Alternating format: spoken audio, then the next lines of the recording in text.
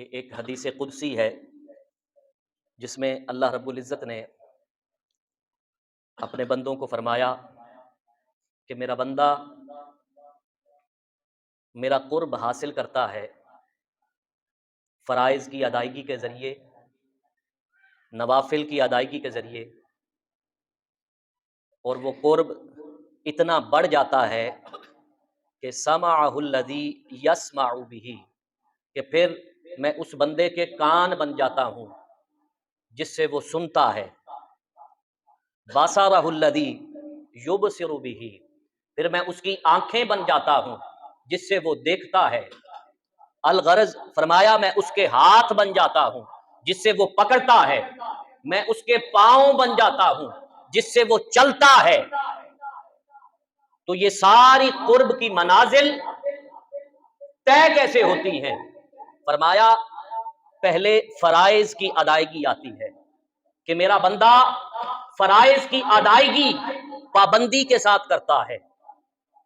یہاں رک کر جملہ معترضہ کے طور پر یہ بات بھی کہنا چاہوں گا کہ فرائض سے مراد صرف نماز کے فرائض نہیں ہیں، کہ فرائض کے لفظ سے ذہن میں نماز کے فرائض آتے ہیں کہ فجر کے 2 فرض ہیں، ظہر کے 4 فرض ہیں، عصر کے 4 فرض ہیں، مغرب کے 3 فرض ہیں، عشاء کے 4 فرض ہیں۔ فرائض سے مراد صرف نماز کے فرائض نہیں،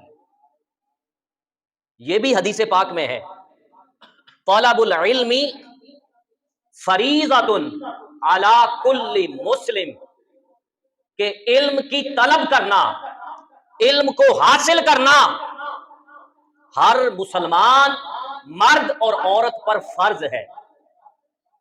جب لفظ فرض بولا گیا تو اس سے مراد دین کے اندر موجود تمام فرائض ہیں جن کو اکثر ہم نظر انداز کر دیتے ہیں۔ تو فرمایا علم کا حاصل کرنا، علم کی طلب کرنا، علم کے لیے کوشش کرنا، علم کے لیے جد و جہد کرنا، یہ ہر مسلمان مرد اور عورت پر فرض ہے۔ اب علم سے مراد کیا ہے؟ علم سے مراد کون سا علم ہے؟ اس پر 20 مرتبہ میں بات کر چکا ہوں کہ جو دین کا بنیادی علم ہے اس سے ہر مسلمان کو آگاہ ہونا چاہیے۔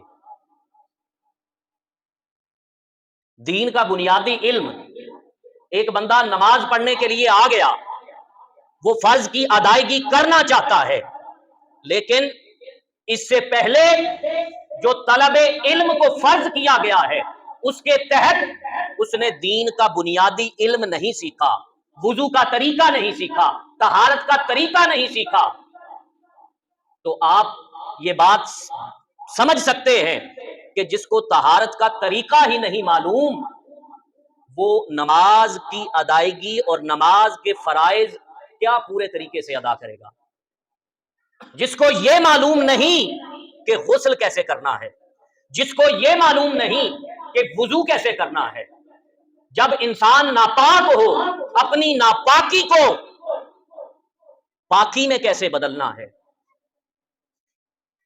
تو یہ ساری چیزیں طلب العلم فریضۃ علی کل مسلم اس میں آتی ہیں کہ بحیثیت مسلمان ہمیں پتہ ہو کہ وضو کے فرائض کتنے ہیں، وضو کے واجبات کتنے ہیں، وضو میں کون سی چیزیں ضروری ہیں، کون سی چیزیں اگر رہ جائے تو وضو نہیں ہوتا، کن چیزوں سے غسل فاسد ہو جاتا ہے، کن چیزوں کو کرنے سے غسل نامکمل رہتا ہے۔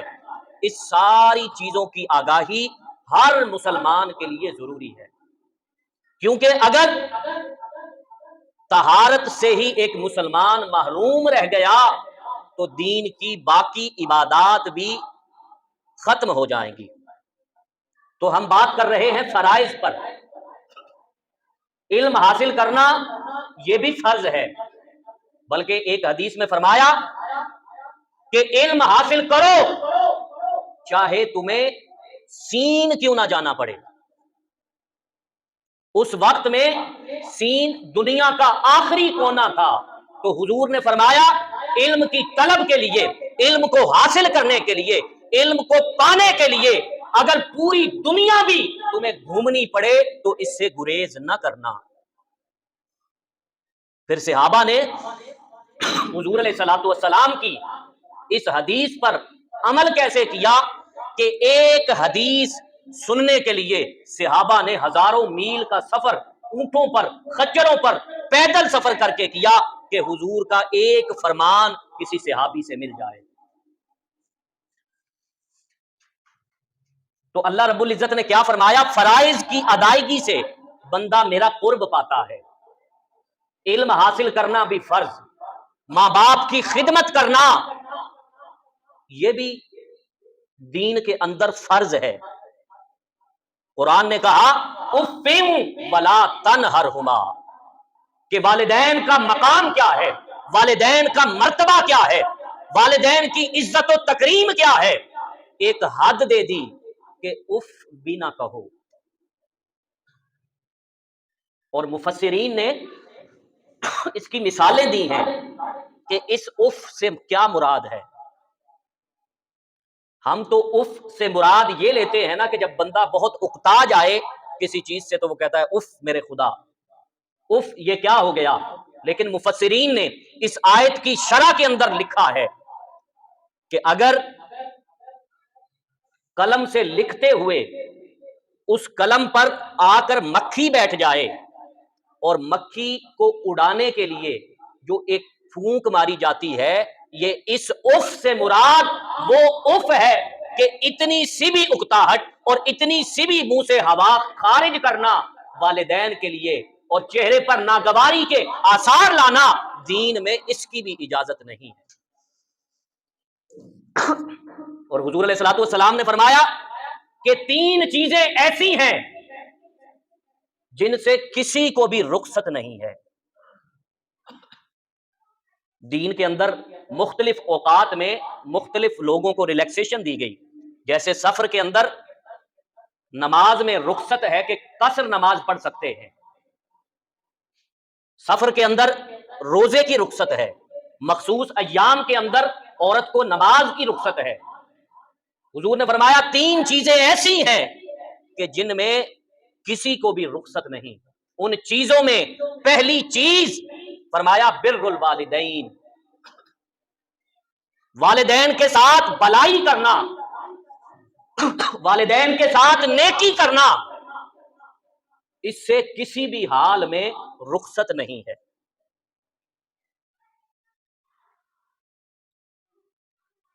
تو فرائض میں تیسری چیز والدین کے ساتھ حسن سلوک کرنا، اس کے اندر کسی کو رخصت نہیں ہے اور یہ چیز فرض ہے۔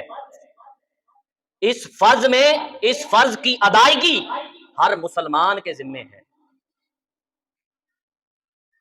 بلکہ حدیث پاک میں اس سے بھی بڑھ کے آتا ہے کہ حضور علیہ الصلوۃ والسلام نے فرمایا ایک صحابی اپنے بیٹے کی شکایت لے کر حضور علیہ الصلوۃ والسلام کی بارگاہ میں آئے۔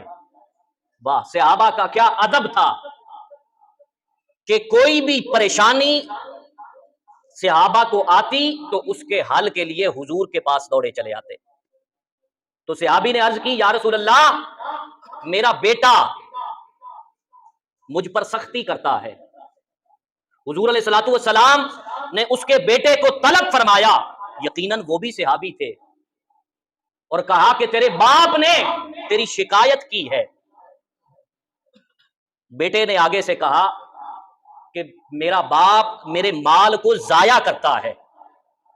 یہ سننے کی دیر تھی کہ تاجدار کائنات صلی اللہ علیہ وآلہ وسلم کا چہرہ متغیر ہوا، آپ کے چہرے پر جلالت کے آثار نمایاں ہوئے، اور آپ نے فرمایا ارے تو بھی اور تیرا مال بھی دونوں تیرے باپ کا ہے۔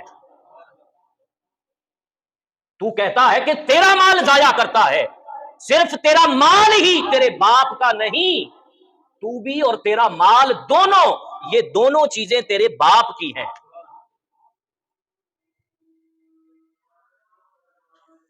تو بات جہاں سے چلی تھی اسی کے ساتھ جوڑتا ہوں۔ ہم نے حدیث قدسی آج ایک پڑھی کہ جس میں فرمایا کہ بندہ فرائض کی ادائیگی کے ذریعے میرا قرب پاتا ہے،